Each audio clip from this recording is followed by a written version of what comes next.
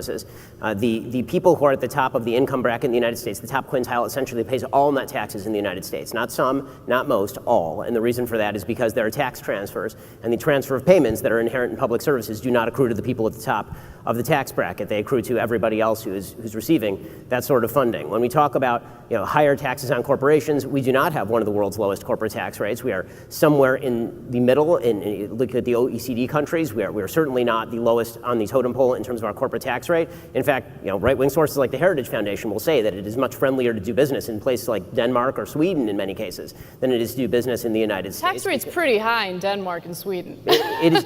The personal income tax rate is very high in Denmark and Sweden. The corporate tax rate is basically near or on par with that of the United States. If we were to raise our corporate tax rate the way that President Biden is talking about, we'd actually have a higher corporate tax rate than China currently does. The notion that corporations ought to be paying tax at all, in my view, is mistaken, given the fact that the income is immediately either reinvested in the company or passed on to people who immediately pay all of that tax. By the time you actually receive your income in this country, the income's been taxed about 7 different ways. Right? You're getting taxed through the corporation, then it's passed on to you as salary, which is taxed. If you invest it in the stock market and then you sell your stock, that is taxed as capital gains tax. When you die, the government taxes that as well. So how many times can you tax the same dollar before people begin to disinvest?